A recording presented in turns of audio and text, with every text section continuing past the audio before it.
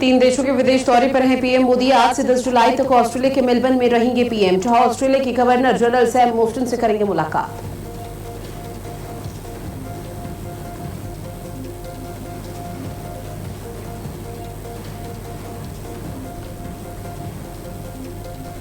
आज तीनों जिलों का दौरा करेंगे सीएम योगी आदित्यनाथ, जहां बनारस, मिर्जापुर और चित्रकूट में रहेंगे योगी आदित्यनाथ। कई विकास परियोजनाओं की देंगे बड़ी सौगात।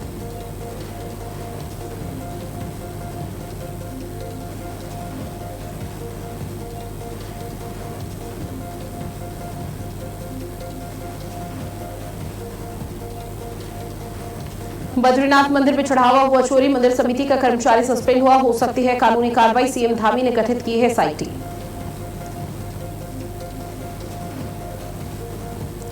आज सोनभद्र जाएंगे बीजेपी के प्रदेश अध्यक्ष पंकज चौधरी। आगमन को लेकर स्वागत की तैयारियां हुई तेज, बीजेपी कार्यकर्ताओं में दिख रहा उत्साह।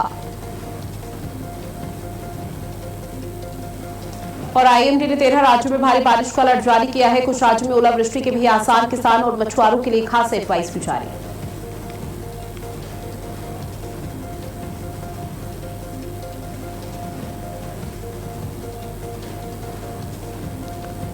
और चलिए सीधे शुरुआत करते हैं उत्तराखंड के इस खास बुलेटिन की एक बड़ी खबर के साथ। बद्रीनाथ धाम में चढ़ावा चोरी पर एक बड़ा एक्शन हुआ है। चढ़ावा चोरी के मामले को लेकर राज्य सरकार पूरी तरह से एक्शन मोड में नजर आ रही है और काफी नाराज भी है। सीएम पुष्कर सिंह धामी के निर्देश पर समिति का गठन कर दिया गया। मामले में 15 दिनों में रिपोर्ट सौंपेगी समिति, जहां मामले में सबूत मिलने के बाद निजी सचिव सस्पेंड कर दिया गया। तो ये बड़ी खबर आपकी टीवी स्क्रीन पर, जहां आपको बता दें कि एक पत्र सोशल मीडिया पर बहुत तेजी के साथ वायरल हुआ था अभी हाल फिलहाल में, जिसमें यह दावा किया जा रहा था कि जिस तरह से राम मंदिर में चढ़ावा और दान चोरी हुई है, ठीक उसी तर्ज पर बद्रीनाथ में भी चढ़ावा चोरी हुआ है। और अब उसको लेकर एक बड़ा एक्शन लिया गया, जहां आपको बता दें कि चढ़ावा कांड में राज्य सरकार पूरी तरह से एक्शन मोड में है। सीएम धामी के निर्देश पर समिति का गठन हुआ है। मामले में 15 दिनों में अब रिपोर्ट सौंपेगी ये समिति, जहां मामले में सबूत मिलने के बाद निजी सचिव को सस्पेंड कर दिया गया। अब इस पूरे मामले पर जो एसआईटी का गठन यहाँ पर राज्य सरकार की तरफ से किया गया है, उसको अब तेजी के साथ आगे बढ़ाया जाएगा। और अभी जिस एक को सस्पेंड किया गया है, उस पर कानूनी तौर पर कार्रवाई क्या होती है वो देखना बेहद महत्वपूर्ण है, क्योंकि इस पूरे मामले पर राज्य सरकार पूरी तरह से न सिर्फ एक्शन मोड में है बल्कि नाराज नजर आ रही है, क्योंकि आस्था का ये केंद्र माना जाता है। चारधाम यात्रा इस वक्त चल रही है। तमाम जो श्रद्धालु हैं भारी संख्या में वो यहाँ पर पहुंच रहे हैं, और जब श्रद्धालु यहाँ पर पहुंचते हैं पूरी आस्था पूरी निष्ठा के साथ, और बस एक ही यहाँ पर उम्मीद रहती है किसी तरह से बद्री विशाल के दर्शन हो सके। लेकिन जब वहां पर अपनी चढ़ावा और यहाँ पर दान अपनी आस्था के तहत श्रद्धालु देते हुए नजर आते हैं, अगर वो भी चोरी हो जाए तो निश्चित तौर पर फिर सवाल उठेंगे, फिर सवाल राज्य सरकार पर भी उठेंगे और सवाल फिर मंदिर समिति और बीकेटीसी पर भी उठेंगे। लेकिन इस बीच आपको बता दें कि चढ़ावा कांड को लेकर राज्य सरकार पूरी तरह से एक्शन मोड में है। जैसे ही पूरा मामला सामने आया था तो तुरंत बीकेटीसी की तरफ से रिएक्शन भी सामने आया था कि इस पूरे मामले पर जो भी दोषी होगा उसे बख्शा नहीं जाएगा, कार्रवाई तेजी के साथ यहाँ पर की जाएगी। लेकिन अब राज्य सरकार की तरफ से जो एक्शन लिया गया है, निश्चित तौर पर यह भी बेहद जरूरी हो जाता है। बद्री विशाल में चोरी आने वाले समय पर ना हो, और ये चोरी हो कैसे गई इसको लेकर बकायदा एक अधिकारी को सस्पेंड भी यहां से कर दिया गया है। जहां आपको बता दें कि जिसको सस्पेंड किया गया है वो फिलहाल निजी सचिव बताया जा रहा है। उसके खिलाफ इस पूरे मामले पर सबूत मिले, जिसके बाद निजी सचिव को सस्पेंड कर दिया गया और बाहर का रास्ता दिखा दिया गया। अब वो समिति का हिस्सा नहीं है, वो बीकेटीसी का भी हिस्सा नहीं होगा। लेकिन इस बीच पुष्कर सिंह धामी की तरफ से कहा भी गया कि जो भी दोषी होगा उसे बख्शा नहीं जाएगा। एसआईटी की कार्रवाई लगातार जारी है और एसआईटी की कार्रवाई में कई चौंकाने वाले खुलासे हो सकते हैं, इस तरह की उम्मीद जताई जा रही है। तो ये लगातार खबर आप तक साझा कर रहे हैं, जहां बद्रीनाथ मंदिर में किस तरह से चढ़ावा चोरी का मामला सामने आया और उसको लेकर लगातार लोगों की आस्था पर सवाल उठ रहे हैं, लोगों पर सवाल उठाए जा रहे हैं कि जब वो अपनी आस्था के हिसाब से यहाँ पर दान या चढ़ावा देते हैं तो किस तरह से आपसे चोरी हो गया। ऐसे में क्या सीसीटीवी कैमरा नहीं लगा था या फिर क्या किसी तरह की कोई निगरानी नहीं थी। हालांकि आपको बता दें कि बद्री विशाल में जब चारधाम यात्रा के लिए श्रद्धालु आते हैं तो वहां पर कैमरा या फिर मोबाइल फोन ले जाना भी अलाउ नहीं होता, और अंदर कैमरा भी यहां पर नहीं लगा है, क्योंकि पहले से ही मना किया जाता है कि कोई भी जो भी यहां पर इलेक्ट्रॉनिक डिवाइस है उसे अंदर ले जाने की अनुमति नहीं है, पाबंदी लगाई गई है। लेकिन उसके बावजूद भी कुछ लोग लेकर जाते हैं जिन पर कार्रवाई होती है। लेकिन अब जिस तरह से चढ़ावा कांड में राज्य सरकार का एक्शन दिखने को मिला, सख्त रुख अख्तियार किया है, उसके बाद सवाल ये उठ जाता है कि इस पूरे मामले पर क्या सिर्फ एक ही की संलिप्तता है जो निजी सचिव बताया जा रहा है कि उसके खिलाफ मामले पर सबूत मिले,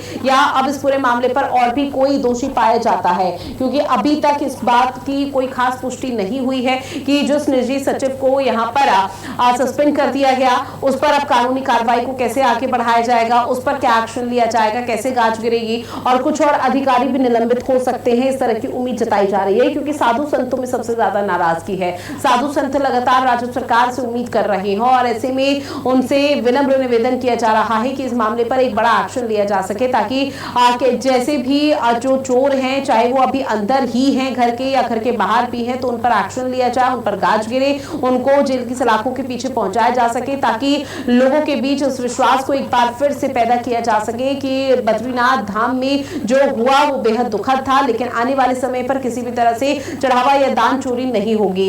और उसी को लेकर आपको बता दें कि बद्री विशाल में अभी भी लाखों की संख्या में जो श्रद्धालु हैं वो मौके पर पहुंचे हुए हैं, क्योंकि चार धाम यात्रा चल रही है और चार धाम यात्रा में सबसे पवित्र स्थान माना जाता है बद्री विशाल का, जहां पर आपको बता दें कि यमुनोत्री से जल लाकर फिर गंगोत्री जाते हैं और उसके बाद बद्री विशाल फिर केदारनाथ में जल चढ़ाते हैं। तो ऐसे में श्रद्धालु की जो आस्था है वो लगातार यहाँ पर देखने को मिली है और बढ़ती रही है, लेकिन जब चढ़ावा चोरी के ऐसे मामले सामने आ जाते हैं तो उसके बाद कहीं ना कहीं यहाँ पर सवाल भी उठ जाते हैं। और अब राज्य सरकार की तरफ से जो एक्शन अपनाया जा रहा है चढ़ावा कांड को लेकर, उसमें मामले में सबूत मिले जिसके खिलाफ वो निजी सचिव बताया जा रहा है, जिसको सस्पेंड कर दिया गया, लेकिन अभी पूछताछ का सिलसिला यहाँ पर देखने को मिलेगा। एसआईटी की टीम लगातार कार्रवाई कर रही है, तहकीकात के तौर पर तमाम ऐसे सबूतों को यहाँ पर पेश करने की कोशिश कर रही है और वो उनके हाथ लग सके। जहां पर अभी तक ऑडिट रिपोर्ट के माध्यम से क्या कुछ जानकारी है उसको लेकर भी जिक्र किया जाएगा। हालांकि कानूनी प्रक्रिया है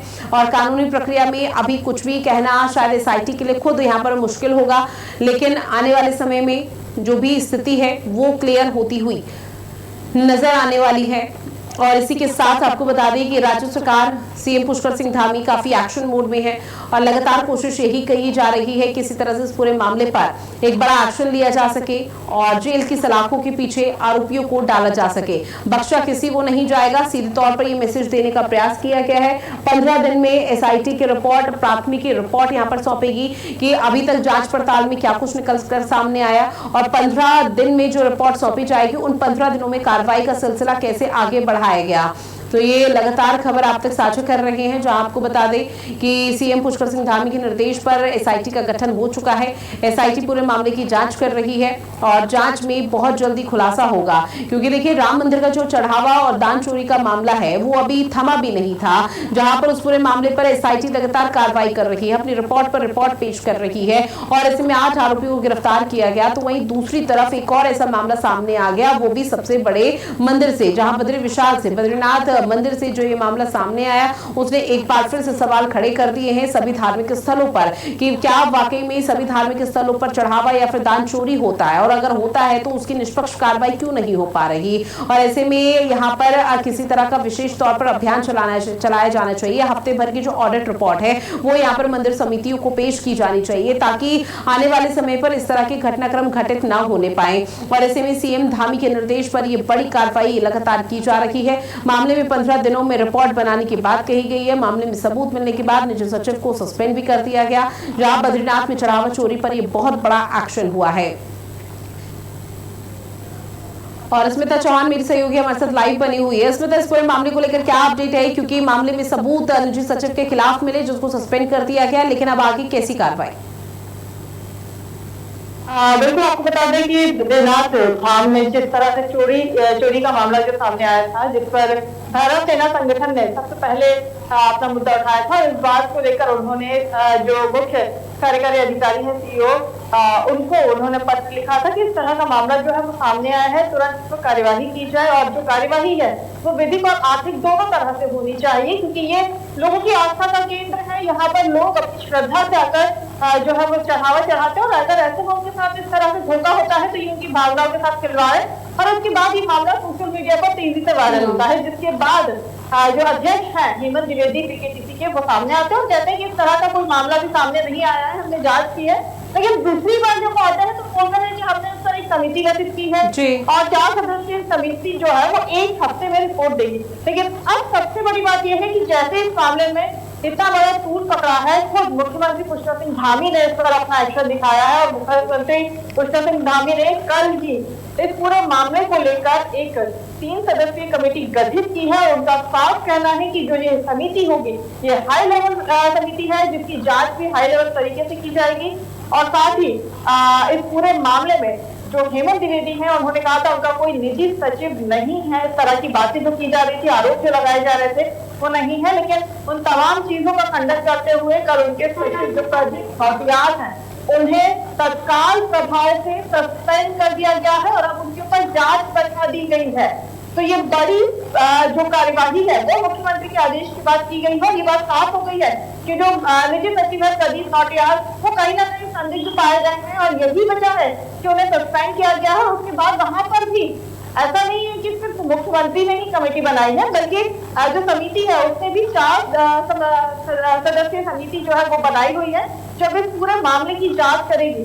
तो अब ये देखना है कि और कितने लोग ऐसे हैं जिन्होंने इस तरह से जो है चोरी में अपनी हिस्सेदारी दिखाई है। और अब बिल्कुल स्मिता, देखिए राम मंदिर में जो चढ़ावा चोरी का मामला सामने आया था वो थमा भी नहीं था, उस पूरे मामले पर कार्रवाई हो रही थी। लेकिन इस बीच बद्रीनाथ, जहां बद्री विशाल से भी इस तरह की खबरें सामने आ जाती है जो कहीं ना कहीं विश्वसनीयता पर सवाल उठाती है। लेकिन पूरे मामले को लेकर बीकेटीसी की तरफ से कोई ऑफिशियल तौर पर स्टेटमेंट?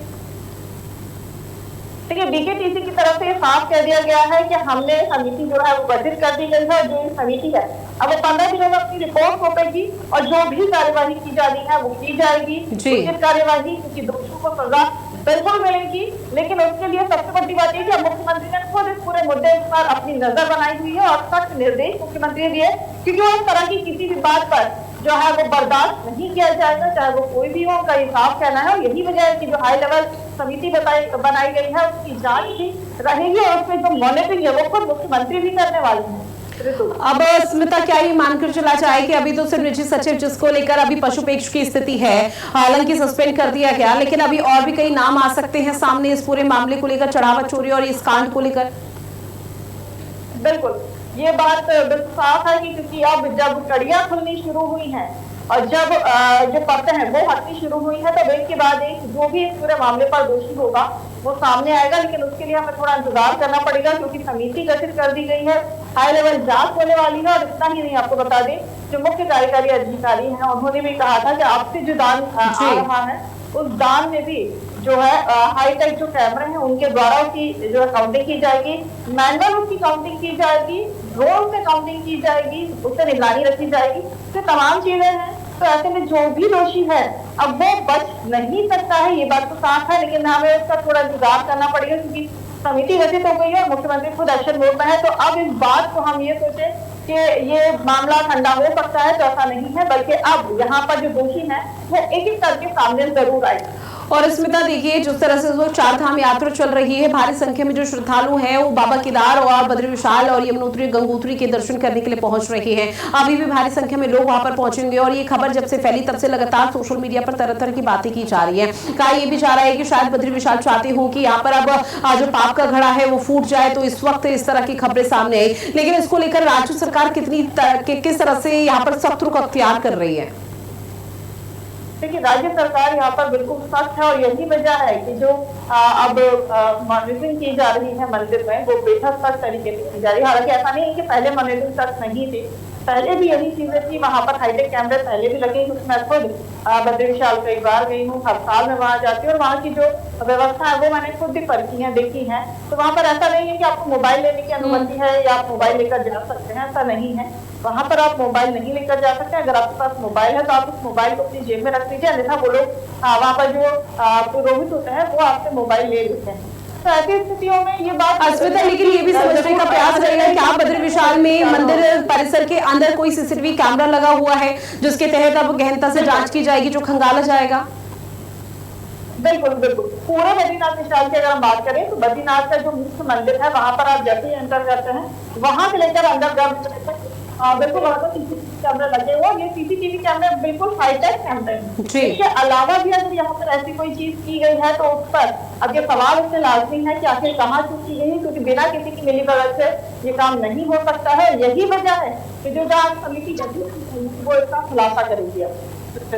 अब इस पूरे मामले को लेकर क्या समझा जाए कि किस तरह से कानूनी प्रक्रिया को आगे बढ़ाएगा, क्योंकि देखिए राम मंदिर का मामला इस वक्त देशों में लगातार, हमारे देश में यहाँ पर तमाम तरह की सियासत हो रही है, खूब जोरों के साथ बातचीत चल रही है, लेकिन विपक्ष को भी बैठे बिठाए एक मुद्दा मिल चुका है जो कि राज्य सरकार पर एक बड़ा प्रहार के तौर पर देखने को मिल सकता है।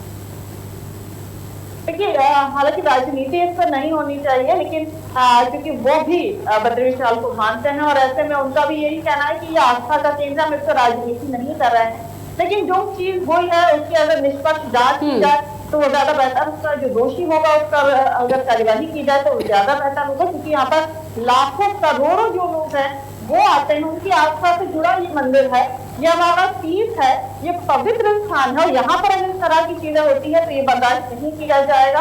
तो ऐसे में अब कहीं ना कहीं सरकार के ऊपर एक बड़ी जिम्मेदारी है कि जो बद्रीनाथ और केदारनाथ धाम या फिर हम ये कहें चारों धामों की जो पवित्रता है उसे कैसे स्थापित करना है, ये एक बड़ी चुनौती है मुख्यमंत्री पुष्कर सिंह धामी के सामने। ठीक है स्मिता, जानकारी साझा की उसके लिए बहुत शुक्रिया आपका।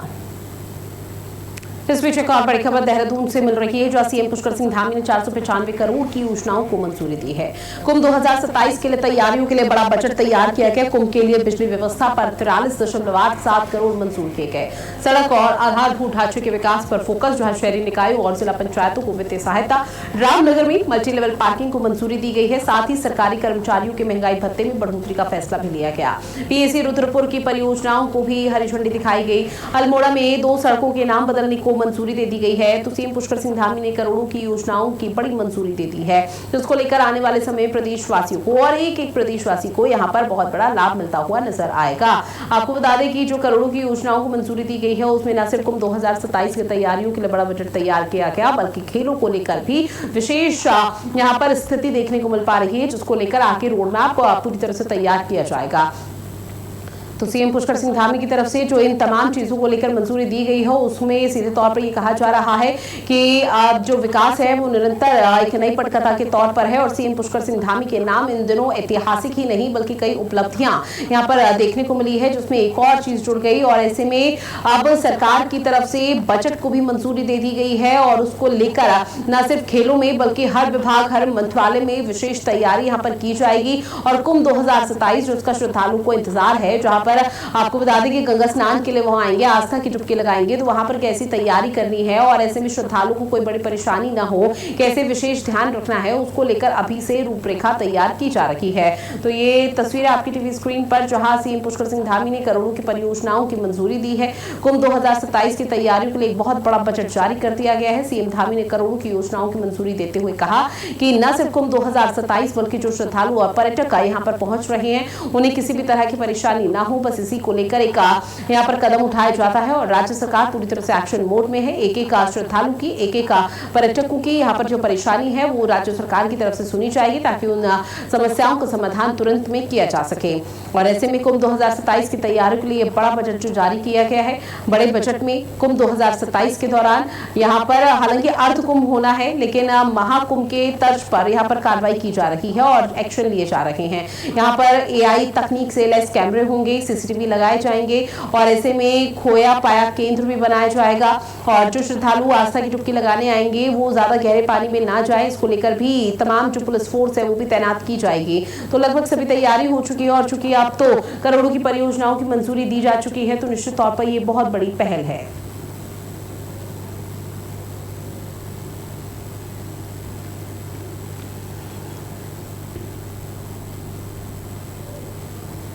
तो देखिए सीएम पुष्कर सिंह धामी की तरफ से करोड़ों की योजनाओं की मंजूरी दी है, जहां आपको बता दें कि कुंभ 2027 की तैयारियों के लिए बड़ा बजट जारी किया गया और ऐसे में अल्मोड़ा में 2 सड़कों के नाम बदलने की भी मंजूरी इसमें शामिल है और इसके साथ ही पीएसी रुद्रपुर की परियोजनाओं को भी हरी झंडी सीएम धामी की तरफ से दी गई है।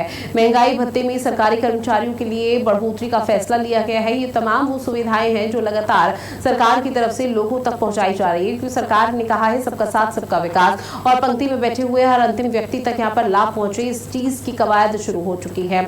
और इसी के तहत आपको बता दें कि तकरीबन कुंभ के लिए बिजली व्यवस्था पर 43.87 करोड़ रुपए मंजूर कर दिए गए। सड़क और आधारभूत ढांचे के विकास पर फोकस किया गया। शहरी निकायों और जिला पंचायतों को वित्तीय सहायता, रामनगर में मल्टी लेवल पार्किंग को मंजूरी दी गई है। सरकारी कर्मचारियों के लिए भी विशेष यहां पर पैकेज तैयार कर दिया गया। अगली खबर, जहां खेल मंत्री रेखा आर्य ने विधानसभा स्थित कार्यालय में खेल विभाग के अधिकारियों के साथ समीक्षा बैठक की। बैठक में उन्होंने खिलाड़ियों और खेल सुविधाओं को लेकर कई अहम निर्देश दिए। मंत्री ने बताया कि साल 2025 के नेशनल मेडल जीतने वाले खिलाड़ियों को आउट ऑफ टर्न नौकरी देने के लिए कैबिनेट ने प्रस्ताव लाने की तैयारी की जा रही है। साथ ही इसके साथ ही करीब 243 नेशनल मेडलिस्ट खिलाड़ियों को अकेडमी, खेल विश्वविद्यालय और अन्य विभागों में समायोजित करने का प्रस्ताव तैयार किया जा चुका है। साथ ही उन्होंने 23 अस्थायी खेल अकेडमियों को स्थायी रूप से संचालित करने के लिए पद सृजन का प्रस्ताव बनाने का निर्देश भी दिया है। खेल मंत्री ने बताया कि 29 अगस्त को राष्ट्रीय खेल दिवस के मौके पर गोलापार में मुख्यमंत्री पुष्कर सिंह धामी खेल विश्वविद्यालय का शिलान्यास करेंगे, जिसकी तैयारी तेज करने को कहा गया। उन्होंने कहा कि नई खेल नीति को बेहतर बनाने के लिए खिलाड़ी और आम लोगों से सुझाव लिए जाएंगे, जिसमें पारंपरिक खेलों के साथ पैरा एथलीट और बॉडी एथलीट खिलाड़ियों को भी शामिल किया जाना है।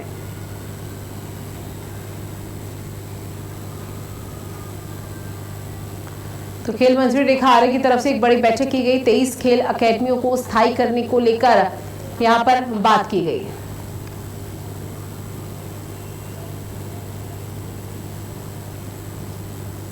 ये जो बैठक रही है वो खासकर तो 2-3 ऐसे हमारे बिंदु रहे हैं जिनको लेकर हम लोग काफ़ी समय से प्रयासरत हैं। सबसे पहला बिंदु तो हमारे 2025 में हमारे बच्चे नेशनल मेडलिस्ट रहे हैं, उन बच्चों को आउट ऑफ टर्न जॉब हम लोगों ने देना है। तो उसको लेकर भी बैठक रही है कि आखिरकार बीच में माननीय मुख्यमंत्री जी ने समीक्षा बैठक करी थी, तो उस बैठक के मिनट्स पे और आउट ऑफ टर्न जॉब को कैबिनेट में जो अभी 10 तारीख की कैबिनेट है उस पर लाने के लिए उस पर सारी चर्चाएं आज हुई हैं।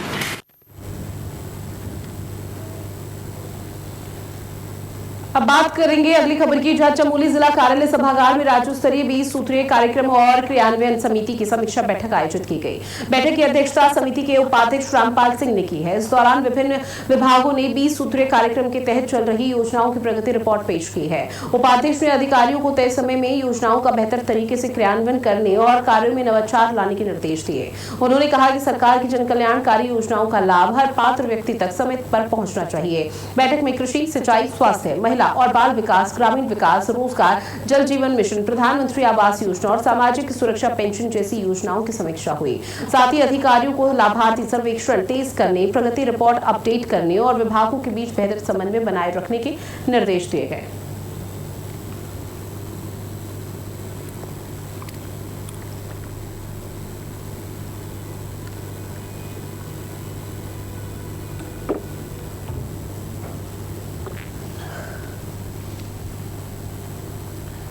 तो देखिए 20 सूत्रीय कार्यक्रम को लेकर यहाँ पर बैठक की गई। बैठक में अधिकारियों को अहम निर्देश भी दिए गए। आगे किस तरह से चीजें यहाँ पर जन कल्याण योजनाओं की समीक्षा की जा सकती है उसको लेकर भी चर्चा हुई। अगली खबर चमोली से है, जहां जिले में सेवा, सुशासन और समर्पण के तहत मनाए जा रहे सेवा पखवाड़ा के दौरान खेल विभाग ने गोपेश्वर में जनपद स्तरीय क्रॉस कंट्री दौड़ प्रतियोगिता का आयोजन किया। इस दौरान दौड़ स्पोर्ट्स स्टेडियम से शुरू होकर शहर के विभिन्न मार्गों से होती हुई वापस स्टेडियम पहुंची। प्रतियोगिता में अंडर 14, अंडर 17, अंडर 21 और ओपन वर्ग के लड़के और लड़कियों ने उत्साह के साथ हिस्सा लिया। प्रतियोगिता के बाद सभी विजेता खिलाड़ियों को सम्मानित कर पुरस्कार भी दिए गए। प्रभारी जिला क्रीड़ा अधिकारी मोहित सिंह ने बताया कि सेवा पखवाड़ा के तहत युवाओं को खेलों से जोड़ने और उनकी प्रतिभा को आगे बढ़ाने के लिए इस तरह की प्रतियोगिता आयोजित की जा रही है। वहीं विजेता खिलाड़ियों ने कहा कि पुरस्कार मिलने से उनका उत्साह बढ़ा है और वो आगे भी मेहनत कर जिले और प्रदेश का नाम रोशन करने का प्रयास करेंगे।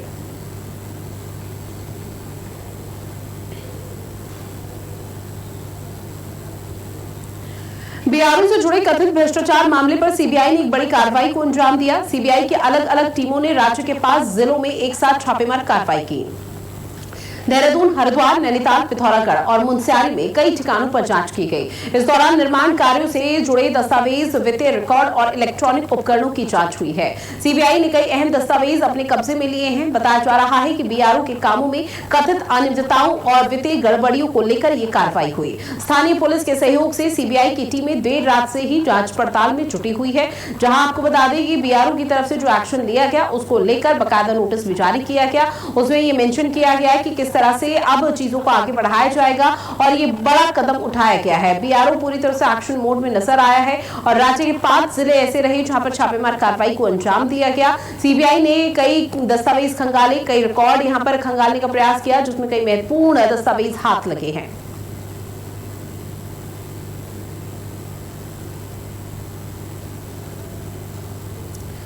और चलिए इन तमाम खबरों के साथ बुलेटिन में इतना ही। आप बने रहिएगा भारत अपडेट के साथ। नमस्कार।